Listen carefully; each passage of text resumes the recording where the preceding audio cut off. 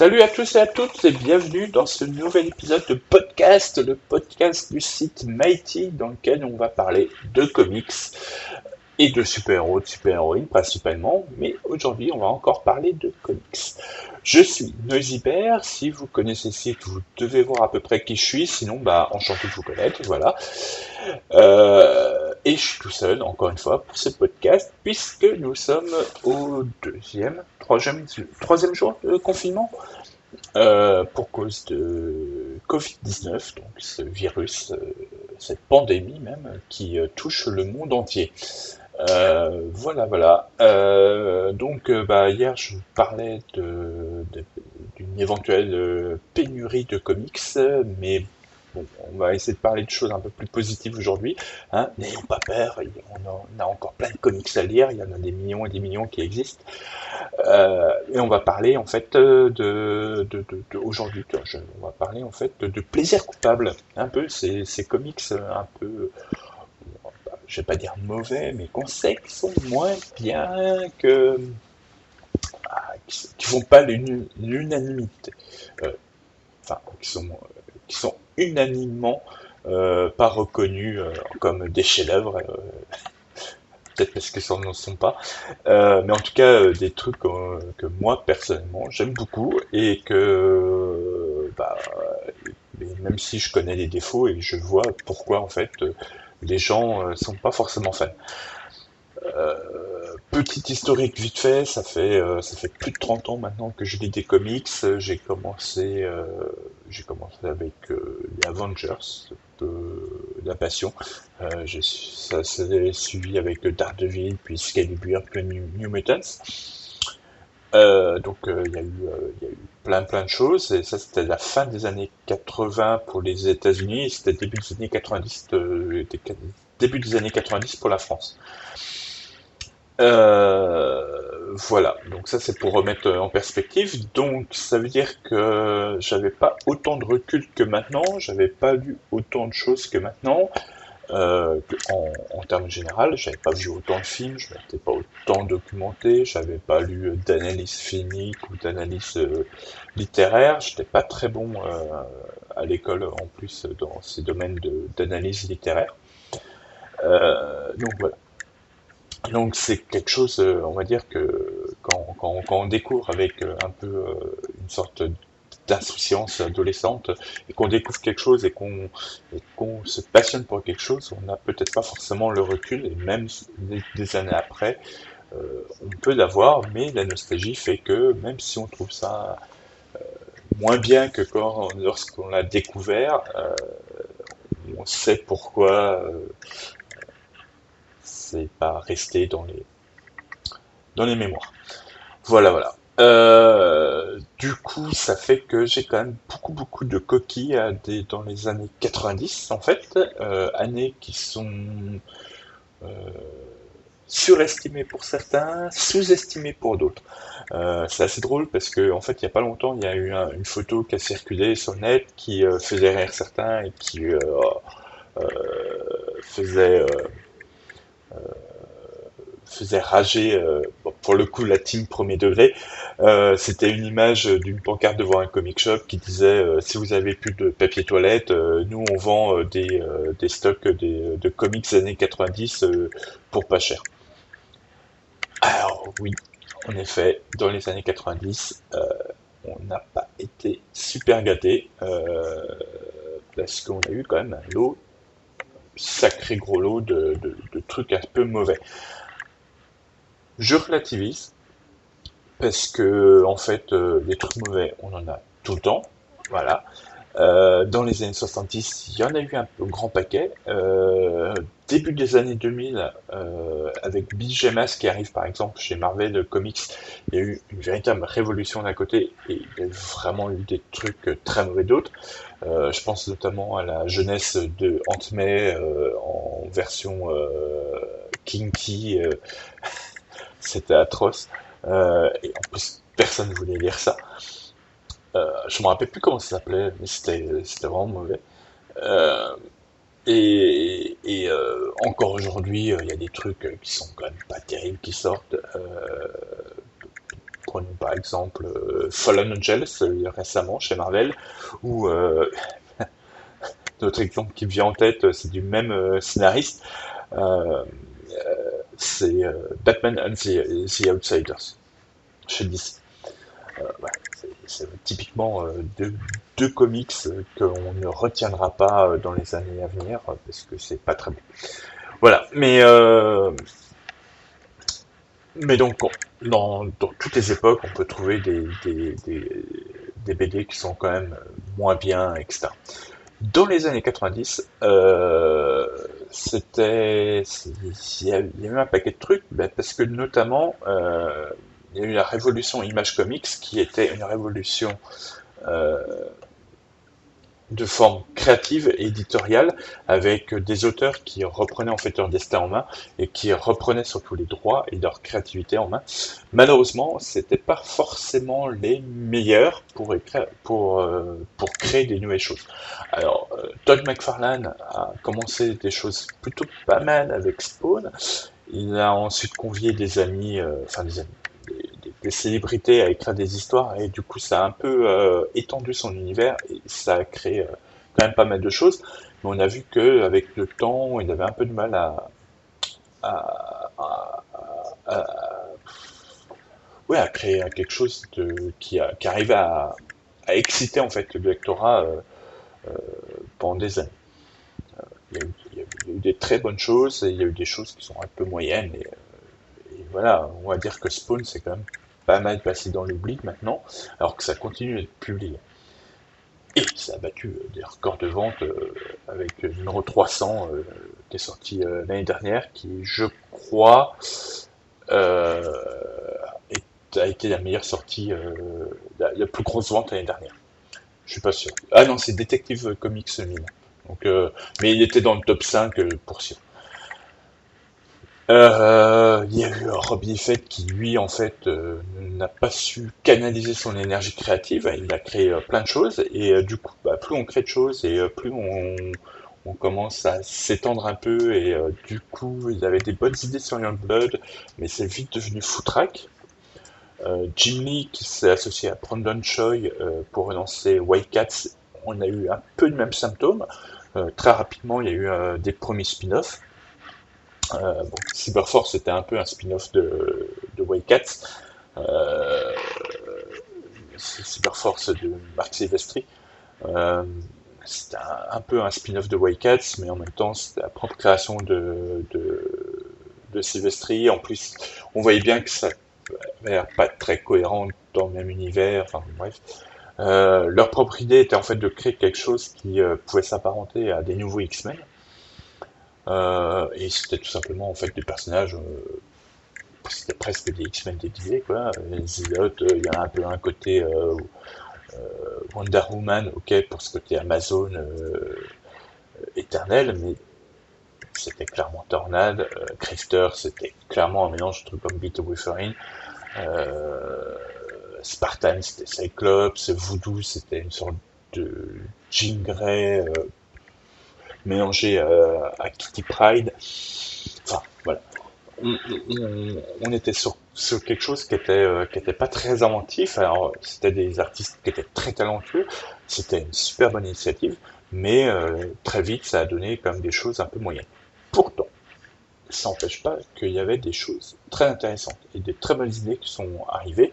Euh, c'est aussi pour ça que les majors enfin les Big Two comme Marvel et DC, donc Marvel et DC, s'en sont inspirés. C'est pas seulement parce que le public s'était tourné vers les comics images, puisqu'on parlait en fait du Image Comics, début du Image Comics, mais c'est aussi parce que tout simplement il y avait des bonnes choses. Moi, je me rappelle de Stormwatch, c'est cette équipe internationale commandée par l'ONU. Euh, les personnages étaient un peu génériques, mais très vite, en fait, on a eu des choses qui sont sorties du lot, des histoires qui étaient un peu plus denses, qui étaient un peu les backgrounds qui créaient avec la Team 7 puis la Team 1, mais justement, c'était un peu le problème, c'est que dès qu'ils avaient une bonne idée chez Wildstorm, eh ben, tout de suite, ils devaient capitaliser dessus, donc on s'est retrouvé avec des mini-séries de Team 7 qui cassait un peu le mystère et qui en même temps n'apportait pas les réponses qu'on voulait. Et du coup, plutôt que de répondre, en fait, on rajoutait des couches de mystère. Et puis en fait, on disait non, les Team 7, c'est pas la première équipe de super-héros, puisque c'était comme ça que c'était vendu au début. Mais en fait, il y avait avant la Team One, et tout de suite, on était dans une sorte de surenchère et une spirale infernale en fait de choses qui ne faisaient plus de sens et surtout ne créaient plus la surprise. En fait. Et du coup, il s'auto-sabotait un peu les choses, donc t'avais des bonnes idées, mais l'exécution n'était pas là. Ok, il y a eu des appels à des très bons scénaristes. Je parle encore de Waystorm, James Robinson sur Wildcats, puis Alan Moore. Il y a Ron Mars qui est arrivé sur Stormwatch, puis Warren Ellis. Là, on commence déjà à être vers la fin des années 90. Donc, donc, on peut cracher en fait facilement sur ces comics des années 90, tout spécialement en fait pour la partie graphique ou surtout euh, vers la fin où en fait les tendances c'était en fait d'avoir des trucs très avec des personnages très musculaires, inspirés plus ou moins de Jim Lee, fortement inspirés de Lee Fed pour le côté un peu je m'en fous, les mecs qui sont musclés, ils sont exagérément musclés, voilà, mais voilà, ça leur donne un côté badass. Pour le côté un peu trop sexy des femmes, un peu trop, qu'est-ce que j'ai complètement sexy des femmes, enfin sexiste même, c'était vraiment une représentation machiste en fait, avec des femmes qui avaient des toutes petites hanches et des énormes seins, qui étaient souvent très dévêtus. Et il y avait aussi un côté, bah, quand arrivait Joe Madureira avec son style, euh, ouais, ça a plu direct, et du coup, bah, il y a beaucoup de dessinateurs qui sont inspirés. Du coup, tu as des artistes comme Roger Cruz qui est passé en fait d'un style très très Lee-Fed à un style très Madureira, à en copier, il y a des histoires drôles dessus. Donc voilà, et c'est vrai que graphiquement, ça fait mal. Hier, je vous parlais en fait que j'étais en train de relire les Stormwatch, donc c'est le tome 2 que je suis en train de lire. J'avais déjà fait la critique sur Mighty du tome 1, et il y a des dessinateurs qui participent au tome 1, c'est pas possible. Quoi. C'est vraiment hideux. Tous ces dessinateurs-là ont soit changé de style et se sont un peu plus mêlés à la nouvelle masse, ou trouvé des styles un peu plus personnels, ou d'autres ont complètement disparu. Mais c'est pareil, hein, actuellement on a des dessinateurs qui sont des fill artistes sur chez DC ou Marvel, qui disparaîtront. De toute façon, pareil, c'est toujours pareil, hein, c'est un cycle logique. Tout ça, il y avait des dessinateurs qui apparaissaient beaucoup sur Uncanny X-Men à la fin des années 80, par exemple, euh, qui ont disparu en fait de l'industrie mainstream et qui ont certainement fait d'autres choses derrière. Voilà. Donc, moi, parce que je vais revenir comme sur le sujet initial, qui était en fait les plaisirs coupables, donc beaucoup des années 90. Qu'est-ce que j'ai beaucoup aimé dans les années 90? Moi, j'aime beaucoup Jen 13, en fait. Alors, ouais, je parlais des femmes qui étaient trop sexy, etc. Là, c'est dessiné par Jeff Scott Campbell. Très clairement, c'est ce côté un peu sexy et affriolant qui donnait envie, mais c'était aussi parce que c'était des dessins qui étaient très très propres. C'est aussi un très bon narrateur, Campbell, faut pas l'oublier. Ses dessins étaient peut-être un peu moins vulgaires que certaines covers qu'il peut faire maintenant, même si, faut l'avouer, c'était quand même sexy, assumé pour plaire à un lectorat masculin. Alors, on se retrouve avec des scènes de connotées lesbiennes, on va dire, qui ne sont pas, c'est juste en fait des fantasmes d'adolescents prépubères retranscrits en dessin. Mais voilà, il y avait un ton. Déjà c'était un peu la même. C'était un peu avant en fait toute la mode d'American Pie, de toutes ces comédies teen portées sur le cul. Donc ça c'était ça au super-héros. Donc, en plus d'avoir ce côté, on fait des blagues prout prout et de cul. euh, qui me parlait, hein, parce que Gen 13, quand c'est arrivé en France, je devais avoir 16-17 ans. Donc c'est typiquement les trucs que je voulais lire. Parce que il y avait du super-héros et en plus il y avait des thèmes un peu plus euh, adultes, pas matures, adultes. Et en même temps, les intrigues étaient bonnes. Alors, là encore, on souffre du phénomène dont je parlais tout à l'heure, le côté un peu, on fait de la surenchère, où en fait on n'arrive pas à aboutir les choses jusqu'au bout. C'est un peu dommage parce qu'ils avaient un concept fort. Ils ont très vite rajouté des nouveaux éléments comme Deviant, en fait, l'équipe ennemie de Gen 13. Et plutôt en fait que de capitaliser en fait dessus, ils ont créé une mini-série, une série régulière, pardon, euh, écrite par Warren Ellis et dessinée par Humberto Ramos, ce qui était une très bonne idée parce que la série était très bien, mais qui a malheureusement en fait a un peu vidé vidé un peu des potentielles histoires de Gen 13. Euh, c'est pareil, il y a eu des très bonnes idées avec, par exemple, au départ de Campbell en tant que dessinateur, il a été remplacé par Al Rio. Euh, l'idée était de, pardon, excusez-moi, mon écran s'est éteint, il faut que je pense à bouger ma souris à chaque fois. Euh, donc, quand Al Rio est arrivé au dessin, l'idée était en fait d'envoyer en fait des héros de Gen 13 au lycée. C'était pas mal parce que en fait c'était quasiment en même temps que Buffy. Et on se retrouvait en fait avec des histoires de super-héros mélangés à Buffy, toujours avec ce ton un peu décalé, voilà. Mais pareil, une envie de se faire du surenchère, des nouveaux membres de l'équipe qui essaient de voler la vedette, et en même temps, on a l'impression que les héros qu'on avait faisaient un peu du surplace. Enfin, voilà. Ce qui fait que la série aurait pu avoir un énorme potentiel et a été un peu gâchée par, une envie de trop en faire, quoi. C'est un peu dommage. Avouons aussi que avec le départ de Campbell au dessin, même si Rio c'était assez joli parce que c'était un peu une sorte de plagiat de Campbell, on perdait quand même. On perdait en rythme, on perdait en découpage qui était bien moins meilleur, qui était moins bien, bien moins meilleur. Je suis pas sûr que c'est français. Pardon. Et du coup, qui était moins bien, qui était moins dynamique. Des histoires qui étaient finalement qui ressemblaient quand même beaucoup à ce qu'on pouvait lire à ce qu'on pouvait voir dans la série télé Buffy, mais en moins bien parce que le personnage était finalement moins bien écrit.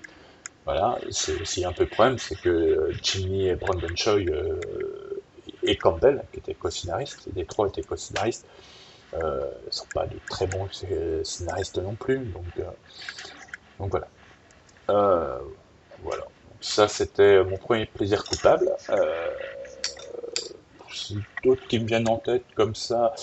Alors moi, j'aimais beaucoup les X-Force de John Francis Moore et Adam Paulina. Euh, J'avoue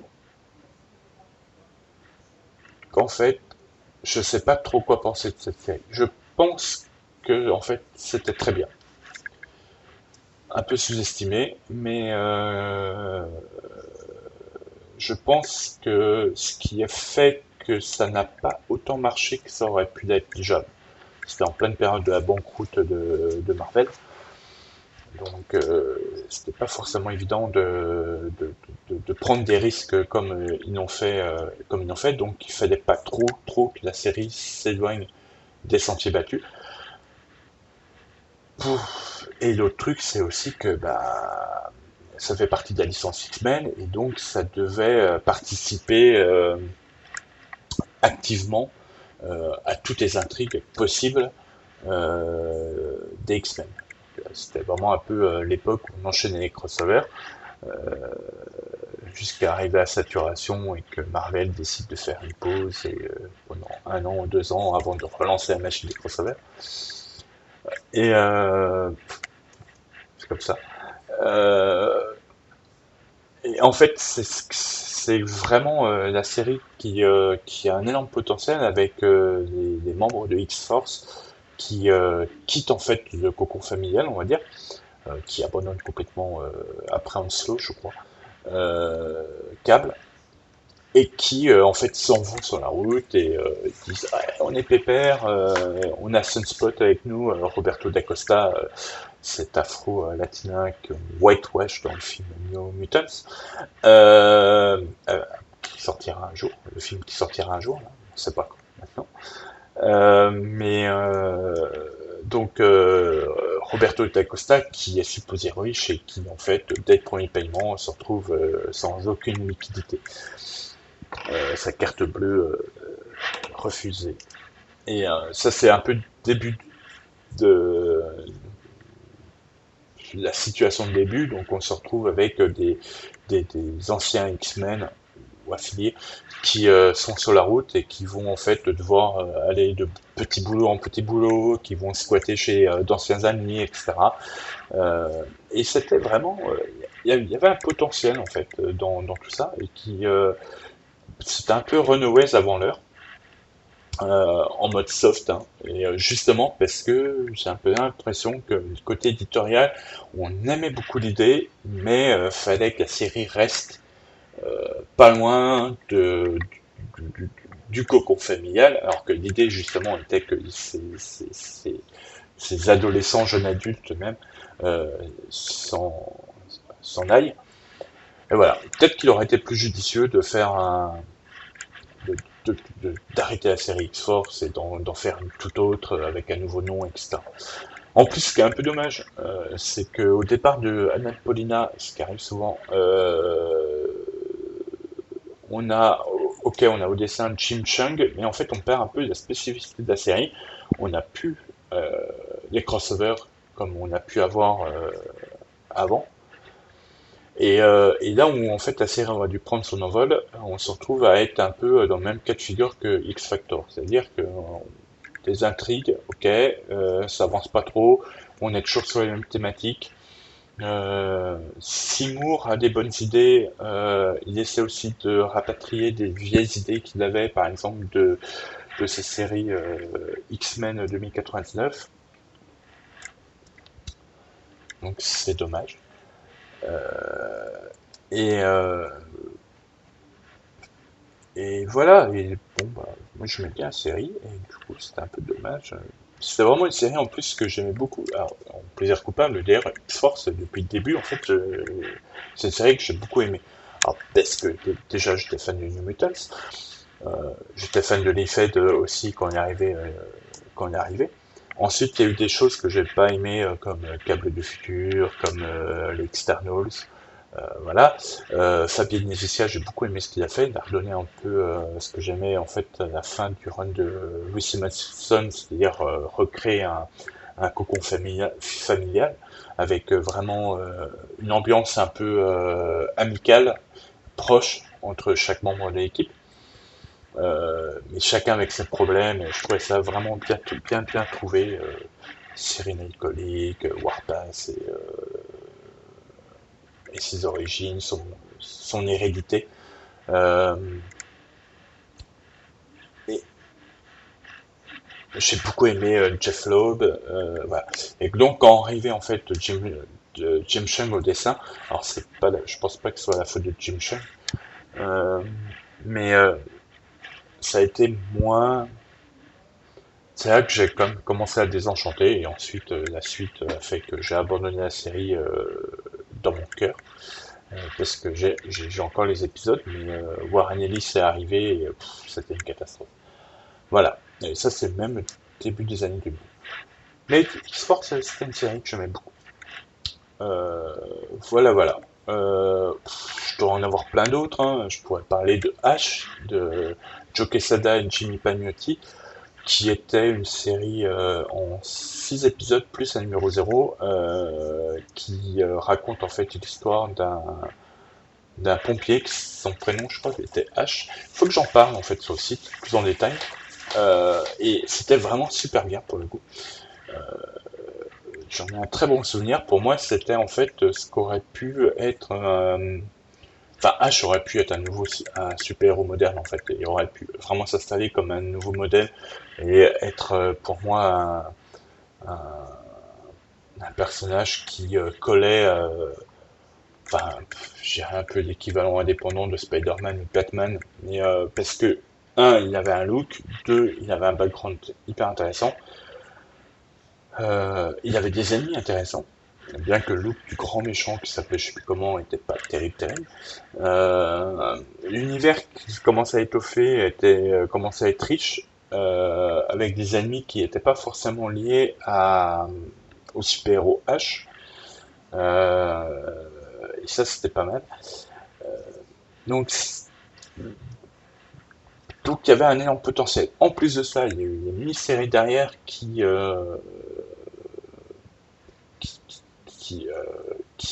relançait un peu justement cette vague de créer un univers, j'allais dire étendu, non, c'est pas le terme, mais un univers euh, qui ne tournait pas autour de H et de son pouvoir, enfin des origines de son pouvoir. Et ça, c'était vraiment, vraiment, vraiment plaisant. Mais bon, voilà, ça c'est Marvel qui a invité Joe Quesada, Jimmy Palmiotti à faire Marvel Knights et ça a arrêté en cours H et c'est fort dommage. Moi, mon espoir, c'était en fait qu'ils aient l'idée en fait d'intégrer H euh, à Marvel et me dire ouais, ça va être génial, on va voir tout Kevin Smith qui va écrire H, etc. C'est jamais arrivé, c'est dommage. Euh, Joe Quesada, si tu m'écoutes, je veux revoir H, ça serait vraiment bien. Voilà. Il y en a d'autres. Mais là, ça fait 26 minutes apparemment que je discute. Du coup, je vais en arrêter là. On a plein de jours de confinement qui arrivent. Alors peut-être que je vais reparler d'autres